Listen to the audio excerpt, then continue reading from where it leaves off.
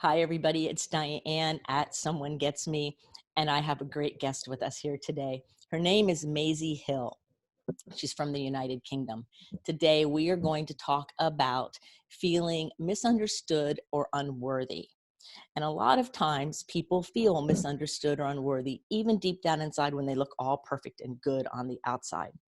Well, Maisie is an amazing woman who works with women and helping them really realize from the inside out all their power, all their beauty, and who they are. She is so multi-talented that I'm going to put this great bio in the show notes for you, because if I read it to you, that would be half the show. And I really want to hear from her. So Maisie is coming to us from across the pond. She's over in England, like I said. I'm in the United States. So from the magic of internet and Zoom, we know each other and we get to have this great conversation. So welcome to the show, Maisie. Oh, thank you so much for having me, Dianne. It is such a privilege, and I've been feeling so excited about where we are going to go with this conversation, because this topic really spoke to me and I can't wait to get into it. So thanks for having me. Oh, you're welcome. So has there ever been a time, I'm switching up already from my normal order of questions, which is normal for me sometimes. Has there ever been a time in your life where you didn't feel understood, where you had ideas or you could see things and everybody around you, like, they didn't get it?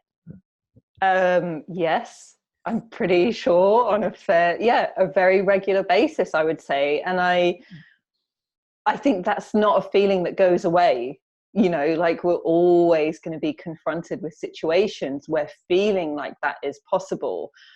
But I think it's important to feel those things, because that means we're progressing and we're getting uncomfortable and we're going there. And I think that's really important for our own progression as people and as business owners. And yeah, it's messy, it's uncomfortable, it doesn't feel good. Mhm. It makes you have to face things in yourself and potentially in those around you as well. And that's hard work, right?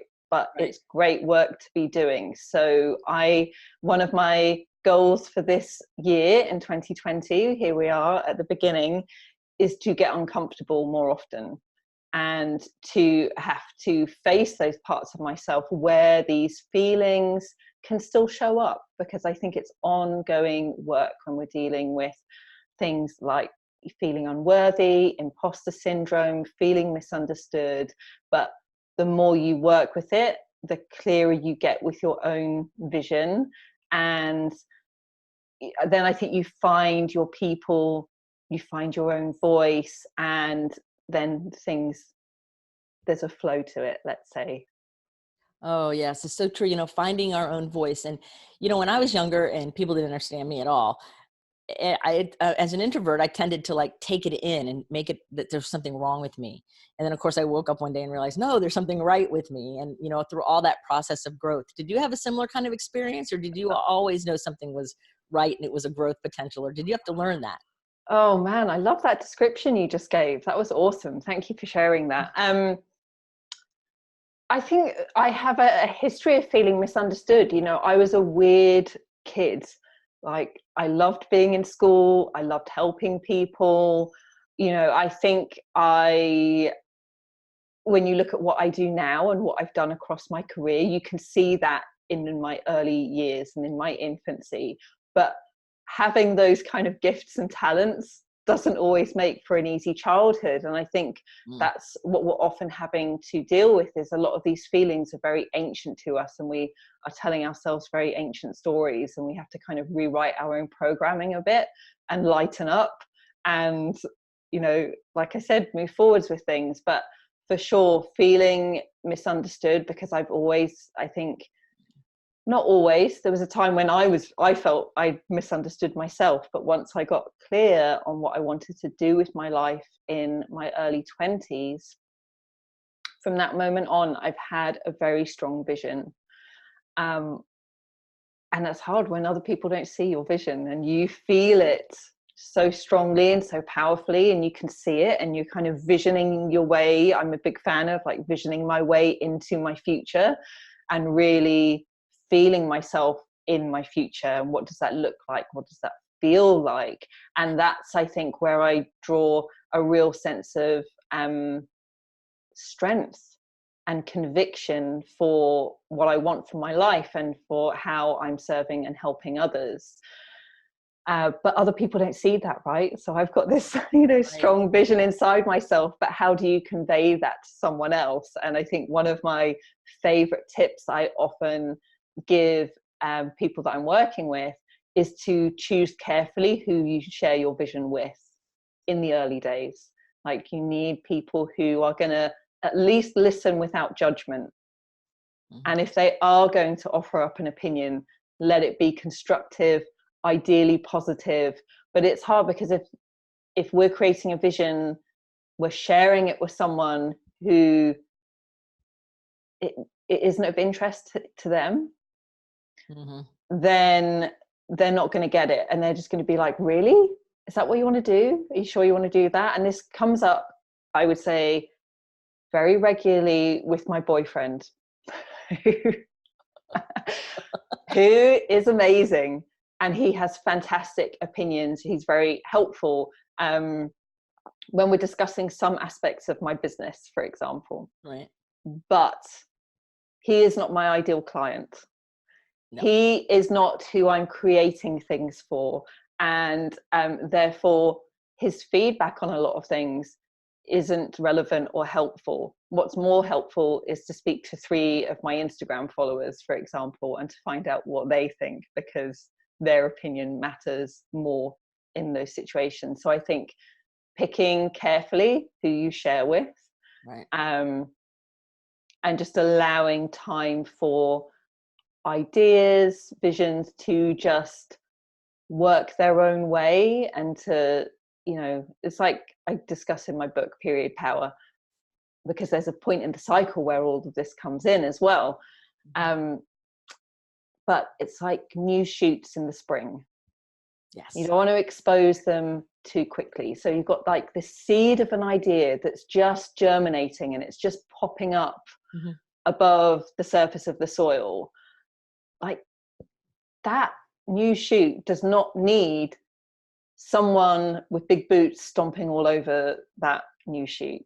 It needs a bit of protection from the frost, because it might still be frosty at that time of year. It needs nourishment, it needs light, it needs water. And so I think thinking about those requirements for growth, for ideas and creativity to grow, are what we need to think about. Are you going to get that from your mother?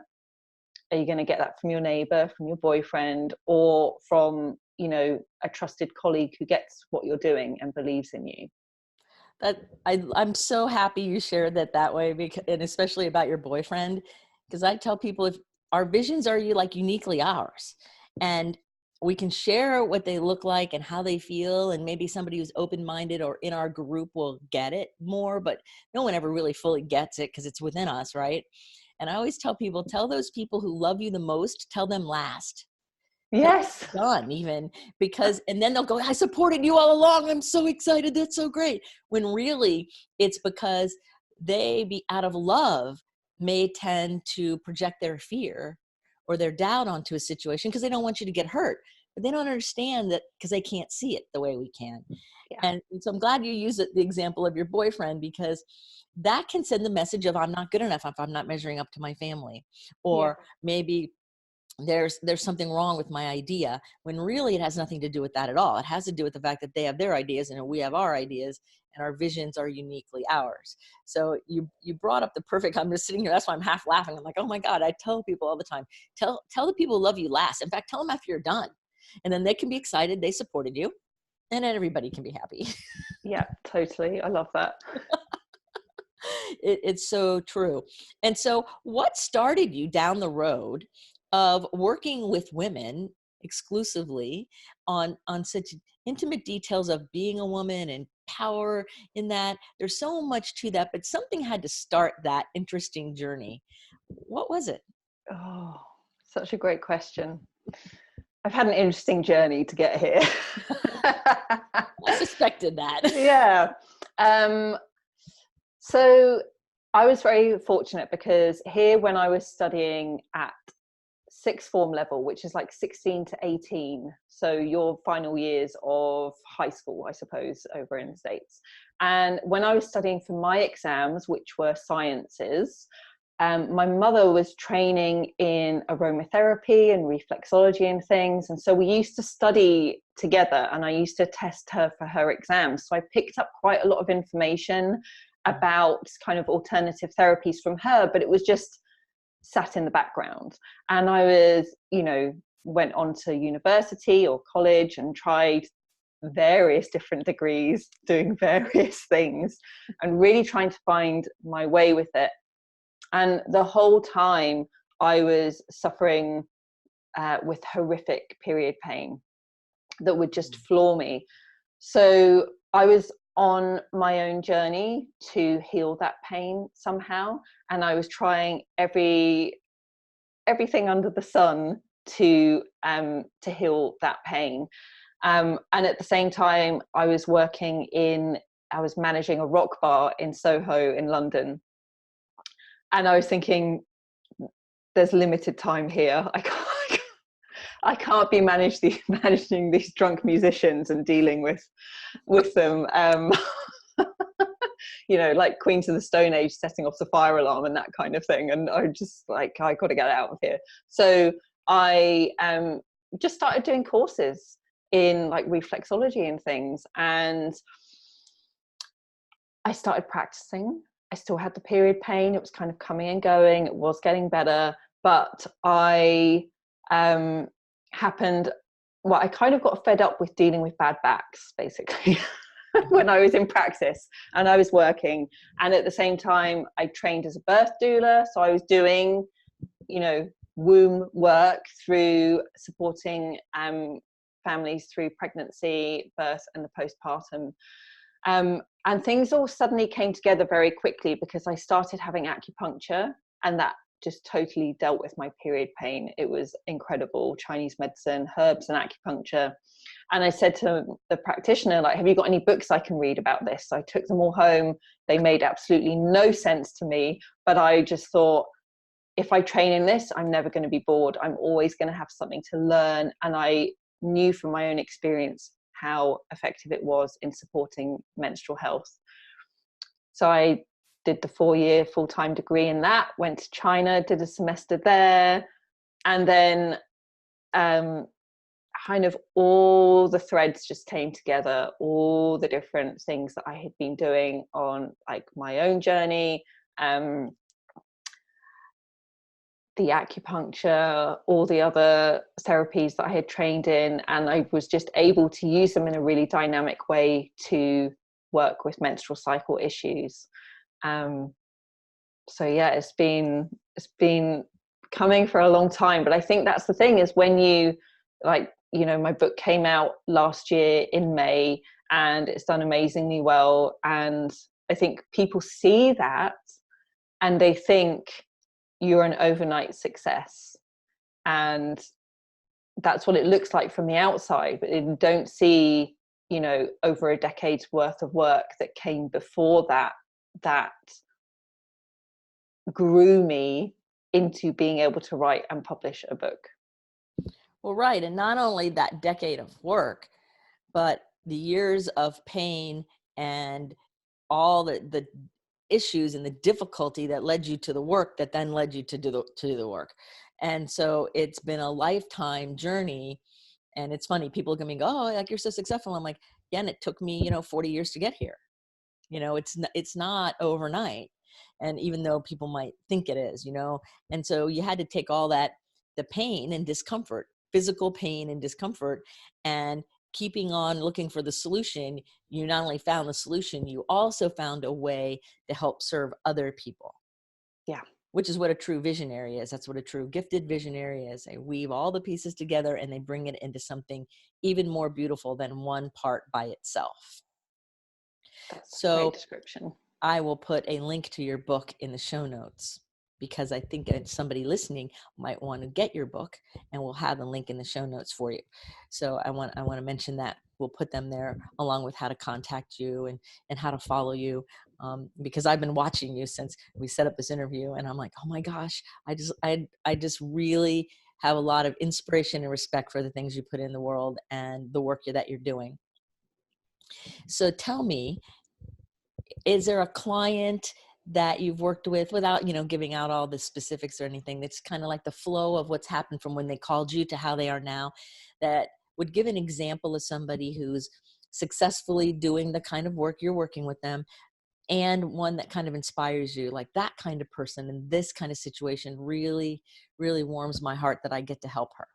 Yeah, I think I was actually thinking about this person earlier on today. So it's interesting that you asked this question, because there was someone that I worked with towards the end of last year, and she had gotten in touch with me to work through some menstrual cycle issues, because I do online coaching sessions with people. And so we were doing a whole program together. And in the beginning, we were just focusing on her particular symptoms that show up with her cycle. And then kind of a third of the way through, something interesting started to happen. And we had progressed with her symptoms and cycle related stuff. And suddenly that freed her up, because I think this is the thing, when you're struggling and when you have health issues and you don't have that strong foundation, it keeps you kind of locked in a place. And then when you work on that and you nourish, you strengthen yourself, you resolve the health symptoms that you have, or you improve them enough, it frees you up for other stuff. And so suddenly she found herself in a situation where we could talk about, instead of just dealing with the issues, how to use her cycle to get what she wants out of life. And we were having a conversation like, where do you want to go in the next year or so? Like, what is your vision? What do you want to move towards? And how can we use your cycle to get you there quicker? So it was really incredible. And by the time we'd reached the end of the 3-month coaching, she had done something in her business, a new arm of her business she'd set up. She'd gone out there and she'd reached her goal that she didn't think she'd be able to do until kind of halfway through this year. Wow. And it just happened so quickly. And she was just such an amazing client to work with, because there was a mixture of sorting her symptoms out, but also helping her to move forward with her business and to take a great, scary leap. And for her to look back on that and, with pride, think, wow, I've come so far so quickly. And she just, really went with it. And that was amazing to witness. Oh, that's really amazing, because so many times I hear women like talking down and bad about their bodies, feeling unworthy because of their period or their cycle or any part of being a woman. And that whole idea of being not good enough and not measuring up as part of it, which to me is the opposite. It's like really where there's a lot of power. And how do you present that to somebody? I'm sure you run into people who think that, it's just awful being a woman and I don't want to deal with this. And I guess all of that angst actually creates more pain, wouldn't you say? Yes. Yeah. Well, it's interesting because I think it's that using my intuition depending on who the person is and what's going on. But I think kind of people know me. I don't actually have to. It's interesting. Let me backtrack. So I had so many thoughts just pop into my head. Let me try and hold on to them. So first of all, and to your point about how do you deal with that? Yeah. I'm just very clear. I'm just like, well, actually, that's not my experience. And I just, Perfect. That's it. Yeah. I don't need to get into anything. And I just say it. And then I just stand there smiling and wait for their response. And then usually what comes from that is curiosity. And then suddenly, you're having a pleasant conversation instead of a confrontational one. Mm-hmm. So, but I think the thing is that with working on myself, on my business, being very clear about what my vision is and who I am helping and what I am on this planet to do, Mm-hmm. means the further you go into that, the less people mess with you. Yes. And like feeling really strong and clear, it just puts out this energy where you just don't get it. And I have like colleagues who have to deal with a lot more nasty comments online and challenging things online, and there's many reasons why that might be, but I've kind of, I want to say, gotten away with it because I haven't had any of that, touch wood. And I never had that in all the years I was working as a birth doula as well. Like I didn't have a lot of challenging situations, and I just feel it's that feeling really solid in myself and doing that inner work that is so often required if you're going to be doing anything like this, and if you're going to be sticking your head above the parapet and going, hey, I'm here. Like, you know, and I think this is the thing, is that people say, well, you know, gosh, your Instagram following, for example, at the start of last year, it was like 2,500. Now it's over 25,000. So there's been like huge growth. And that's like what so many people want, is to build their audience and be connecting with a larger community. And it is amazing. But I think the tendency is to feel that if you achieve growth like that and you become more visible, or you're in a newspaper or whatever, that is going to make you feel happy and worthy, and you know, like you have a right to be here doing your amazing thing on the planet. But actually, it doesn't matter how many followers you have, how you are published. You have to deal with the things on an even bigger scale. So I think this is why all the inner work is just so important. It's so true. You know, when you were talking about when you live fully in the authority of your vision, you know, and this is it, and I'm staking my claim, and people don't mess with you. I had a vision of the sign, you know, don't mess with me, you know, because I noticed that too with myself and all the different visionary people I work with. The more they step into, you know, I imagine like a dark stage with a single spotlight coming down, and then you step into the spotlight, then nobody messes with you. And if it's authentic and real and you're in it, then they can't get to you. And it's a really wonderfully empowering place to be. And it's a great place to lead other people, to say, if I can do it, you can do it too. And it's kind of that great role modeling that obviously you're doing. Yeah. And I was very fortunate to read, just as my book was coming out, a Brené Brown book, and I watched her talk on Netflix. I'm a huge fan of hers. And she talks about, you know, don't listen to anyone's opinion unless they are in the arena doing the work that you are doing. So if anyone's up in the cheap sheets offering out opinions and criticism, like just block them out. Listen to the people who are in the arena doing big things as well. And that was just such a great thing for me to read and to take on board. And it's that thing, you know, it's like when there are critical voices, there can be one person saying something, and suddenly that drowns out 1,000 people saying a great thing. That's so true. It's so true, you know, because we're neurologically wired a lot sometimes, and our cultures are, let's look for what's wrong, let's be afraid, and let's be doubtful. And so when you step into who you are, then if you let yourself get distracted down those little rabbit holes, it can kind of eat away at how good you feel about yourself and start putting that doubt in our head. So it's so important to really be mindful of who's in our world and who's really saying what, and who we give the power to give us an opinion. Yes. You know, in all of those interesting ways. That's really exciting. So I have a couple other fun questions too on my mind. And one of them is, what is the most memorable food you've eaten? Oh, I can tell you. I can tell you straight away. So, a few years ago, so before my boyfriend and I had our son, we went to the south of Spain, and a friend of a friend gave us this incredible email. It was like a guide to that region of, you go to this restaurant, this is what you order.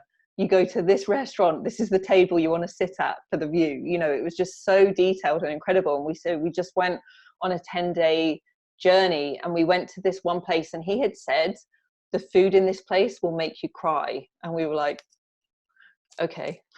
Yeah.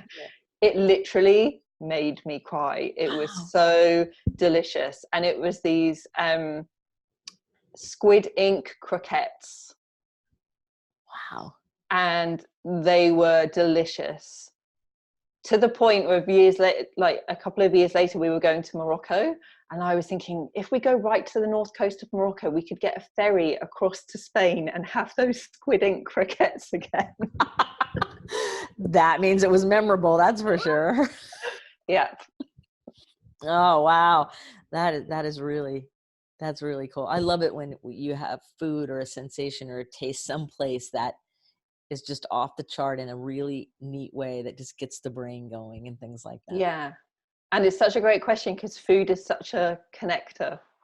You know, it's like wherever we are in the world, whatever our local cuisine is like, or how we've been raised, it's like, you know, coming together and eating, talking about food and just the visual of a plate of food is always so good. I love food.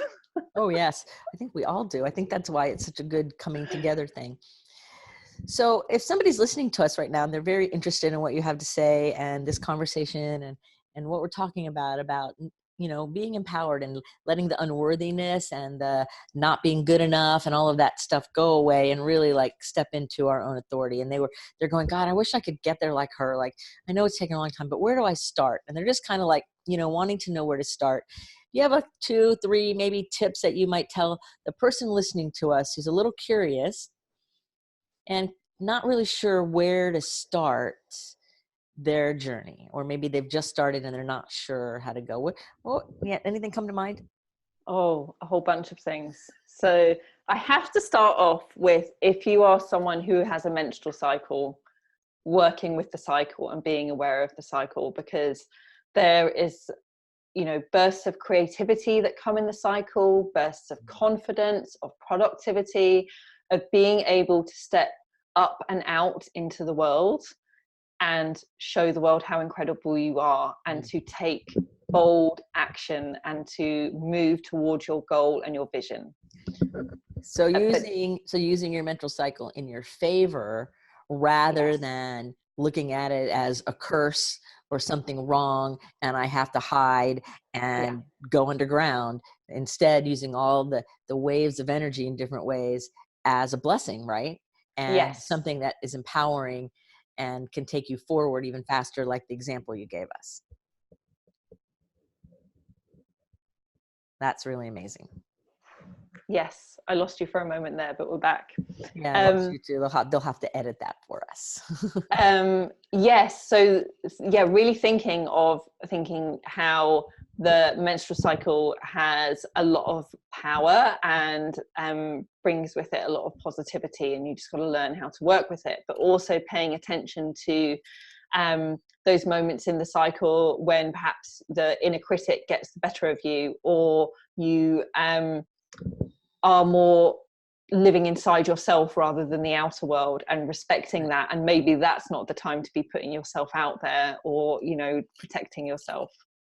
So that would be my number one. Number two, I think it comes down really to self-care, because if you're not taking care of yourself, then all of these things are going to have the potential to become such bigger issues. So just really basic things like treating yourself. Like, so I have a about to be 4-year-old. If he tells me he's hungry, like, he needs food, I can maybe, you know, stretch it out to 5 minutes, but, you know, I really need a piece of fruit there to give him right then. Or if he's thirsty, like, I can't tell him you got to wait half an hour for a drink. Right. But as adults, how often are we in situations where we are ignoring our body's own wisdom about what our needs are? And here's the thing, if we're like skipping meals, or unintentionally skipping meals and getting dehydrated and not respecting our body's need for movement and all of these things, that has a huge impact on our well-being and kind of gets in the way of feeling good in ourselves, feeling confident, and being a visionary. Like, you've got to be taking care of yourself. So that would be my number 2. Right. And so many gifted people get so down the rabbit hole that they forget to eat or forget to sleep. Yeah. And then they emerge and they're like all depleted in a lot of ways. So I'm really glad you brought that up, because so many people, that's one of their big issues, is they just don't care of what seems like the simple things because they're so simple, but they're so vital to our care and our success. Yeah, exactly. And I think it says a lot about your ability to care for yourself, like carries through into so many other spheres in life. So I think that's really key. And it's great because that's accessible. We can all do it. It doesn't, that's achievable. Right. My third one would be find a community who get it. That's a good one. And find that support. And I don't mean necessarily, it's great to have people there who are going to be like, oh, that's amazing what you're doing. Oh yeah, you know, and it's always just like, yeah. And they're just like pleasing you. I think that's great. And we all need that at times, don't get me wrong. But also having someone, a community who are going to hold you accountable and hold a mirror up to you and help you to see yourself in every aspect. Yeah. I think that's really crucial. And I think that, I don't know who originally said this, but you are the sum of the 5 people you spend the most time with. Right. Yes. If you've had, and just really thinking about like who is around you and how are they influencing you in the different aspects of your life, and how is that affecting your worthiness, your feelings about yourself, and your ability to step into the visionary role. Right. Yes. And through the magic of the internet and things like that, we have the chance to grow larger groups of people that really get us or that have similar visions and can be in there with us. But there's no, replacement for in-person contact. But I think it's really nice that in this day and age, we have both. Like, I wouldn't know you if it wasn't for the internet, and for the people who told me about you are on the other side of the United States. And so we've covered pretty much the whole globe if we go all the way around. Yeah. But if I didn't know Jason and Jason didn't tell me to contact you and you weren't willing to talk to me and have this really great conversation, then we would be missing out on that. So, we can use technology to our advantage. And I want to remind everybody, it's not just technology. It's also in person, finding the local people who get you, even if it's on some level. Yeah, totally. Yeah. And I think especially with the online stuff, like there's people who I consider to be people that I spend a lot of time with, who I've never actually met or had a conversation with, but I follow them somehow. And through, watching them on their Instagram stories or, watching the content that they put out, that affects me and where I want to go, and particularly in my business. So but I love the idea that local community as well. Like where I am, Margate is very tight-knit community, and I certainly get that as well. And it makes a difference to be able to say, hey, just want to grab a coffee and talk over some stuff, for sure. Yes. Yeah. Both worlds I think really work out really well. That's really great. So those are really, really cool tips. I love those. And I love your groundedness on really paying attention and taking care of yourself. So have you always been this grounded? I was laughing in my head when you said I love how grounded, because I was thinking, I don't think anyone's ever described me as that. So I think I probably picked that because this is something that has been present for me more so in the last year or so, because I am a visionary. I am just like out there all the time, thinking about these plans that I have, and I come up with a lot of ideas, and I'm always like wanting to run with everything. And I'm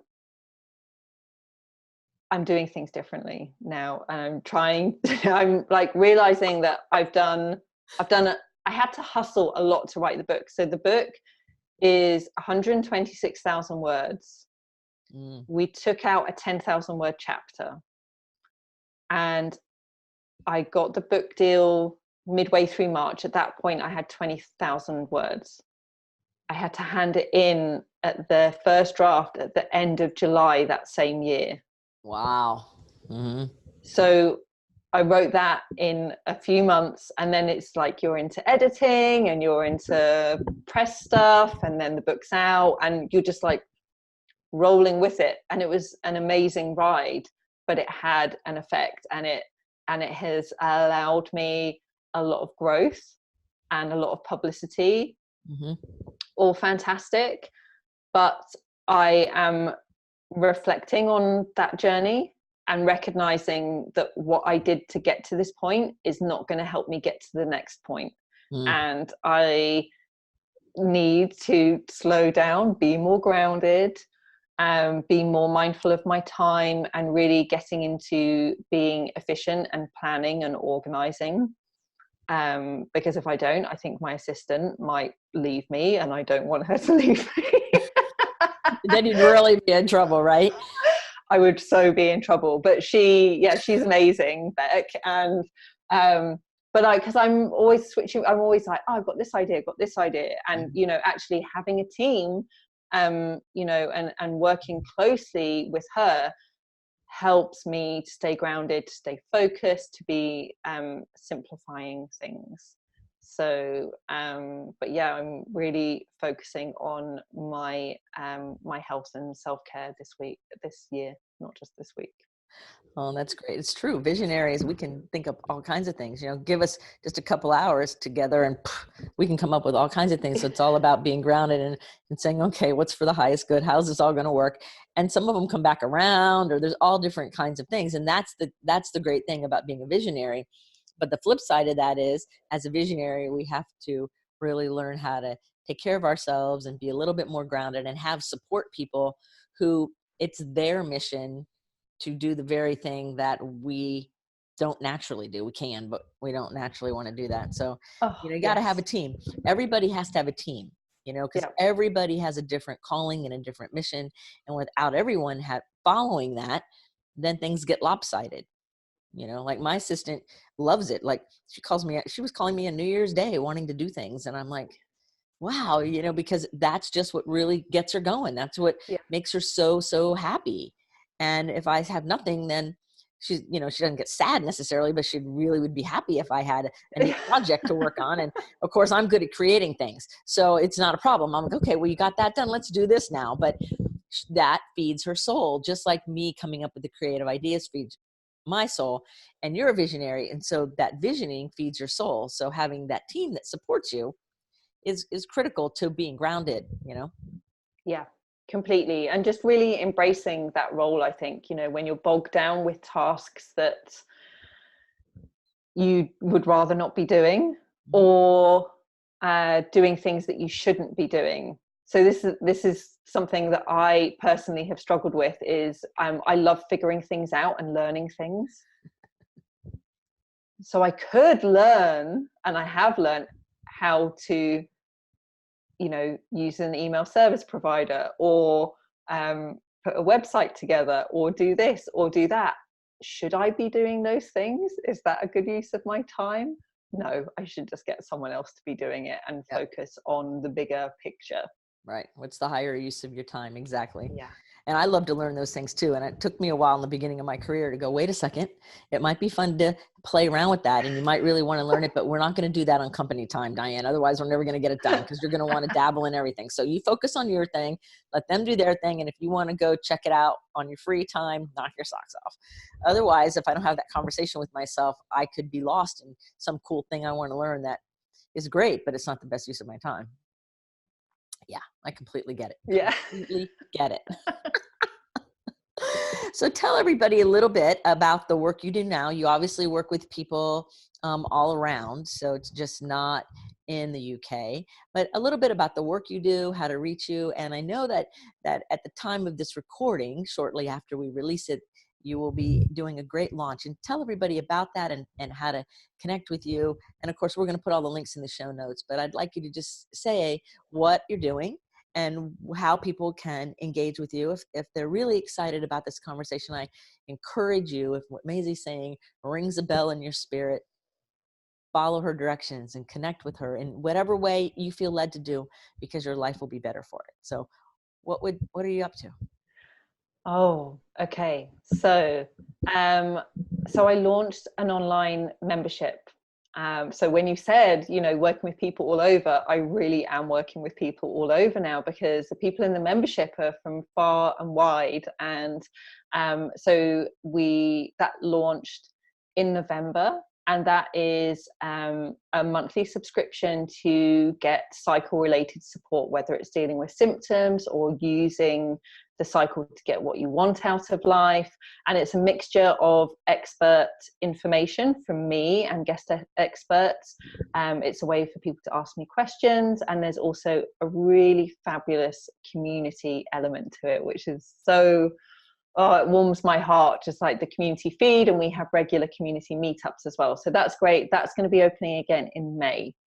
And the best way to stay informed with that is to go to my website. I can give you the link and get on the wait list for that to get further information. We'll make sure that link is in the show notes then. Yeah, thank you. And but I'm feeling so excited about what's going to be happening next month in February, because before, oh man, it was about 4 years ago, I started writing a course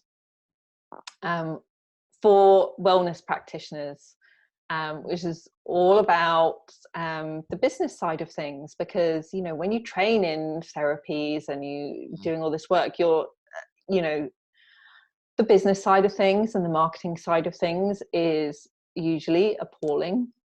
And wellness practitioners are often having to confront a lot of their own issues, mindset stuff around what doing this work is like. And, for instance, charging people money for helping them with their health. Often there's meaty stuff tied up in there, as well as the practical stuff of like how to actually get your website up and running, and how to bring in new clients, how to run a profitable business. So I started writing this course 4 years ago. I'm finally putting it out there into the world. So that's going to be launching. It's called Mind Your Business in the next couple of months. So if anyone's interested in that, then get in touch with me. My email address is hello@maisiehill.com. I can give that to you. But I really love connecting with people through Instagram. Like, that's my platform. That's where I put out a lot of stuff. I have a lot of conversations with people. So that is the best place to get me. Oh, awesome. So we'll put your email in there. We'll put all your contact information. But if you love what Maisie is saying, which I am, follow her on Instagram, which I already am doing.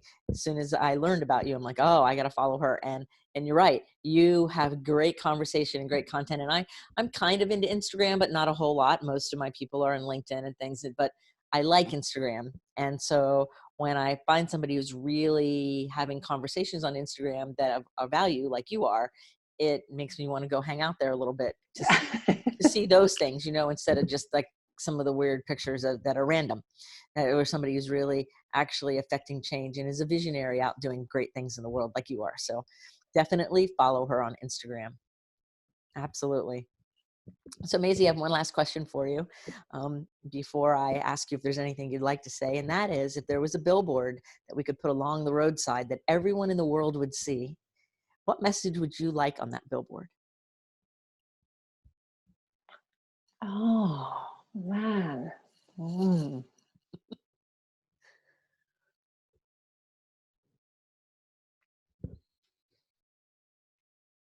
Oh, I feel really moved by that question. I have goosebumps. Mm.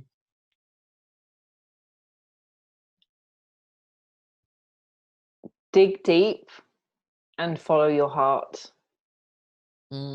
Beautiful. Dig deep and follow your heart. Maisie Hill. I see it.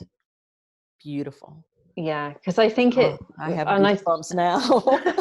I think that came to me because it encapsulates, I think, the two elements, which is you do need to dig down and to root yourself and to develop that support, you know, to grow down. But there's also that growing up and out, you know, and that's why I love the menstrual cycle as well, because it does both, you know, when you're working with it. So oh, that's beautiful. So I know we covered a lot of ground, starting with being unworthy and all of those kinds of things, and then moving through all of these great things. But is there something that was maybe on your heart that you wanted to share or talk about that I didn't cover for any reason that you want to add? Or do you know, I want to make sure we feel complete. There's definitely been so many things that have popped up as we have gone along. Yes, there have been. And I thought, oh yeah, I want to say that. I want to make sure I say that. I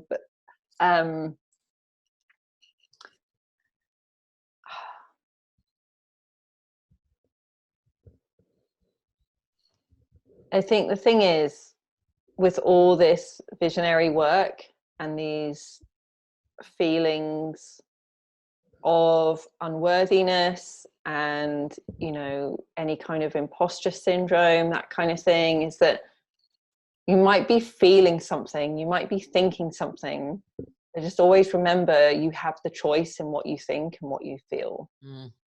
Just as you have the choice to listen to what someone else is saying or not, and that you can protect yourself, you know, use boundaries, stand your ground, and stay in your truth and for what you want to do. But I think that's the thing, is like really mastering the thoughts and feelings we have about ourselves, and recognizing that they came from other places, they came from other people. You can just let that go. You can like choose to make this light and to make it fun. And I think that was the thing, like with writing my book, because, oh my gosh, did I have to confront all of these things that we've spoken about in writing a book. But I just thought, you know what? I'm just going to see what I can get away with. Can I get away with writing a proposal in 6 weeks? Yes, I can. Can I get away with getting a book deal? Yes, I did. Can I get away with writing a book in the space of a few months? Yeah, I can. Right. You know, can I get away with getting to #1 in all the categories on Amazon? Yes, I can. And now that's like looking ahead to 2020. Can I get away with this? Can I get away with that? Wouldn't it be fun if I could just do this? And instead of like feeling the weight of things, changing how I frame them to make them light and fun. Yes. And I just think there's huge power in that. Huge power in lightening it up and making it fun. Huge power. Well, Maisie, thank you for being on the show today. This has been one of my favorite conversations. I'm so delighted that you took the time out of your schedule to be on this show and to have this conversation with me. So thank you so much. It's been amazing. Thank you. I got so much out of it, and it's just really fantastic to speak to you, Dianne. Thank you for having me on. Oh, you're quite welcome. Well, everybody, you've been listening to Maisie Hill from the United Kingdom. And so contact her, follow her on Instagram, and let her know that you heard her here on Someone Gets Me. And remember to keep your face to the sun so the shadows fall behind you, because you're a rock star and you're here on purpose with a purpose. So go out there and let your light shine. And remember that until the next episode, be well. I trust you enjoyed today's show. Be sure to subscribe to the channel and make sure you ring the bell so you can see all the episodes as they come out. Episodes just like this, meant to inspire you and enrich your life. Until next time, be well. Thank you for listening. I trust you gained some valuable inspiration and information. Please join me and other visionaries in the Someone Gets Me Facebook group. Or for more information on my services and additional episodes, visit someonegetsme.com. Again, thanks for listening.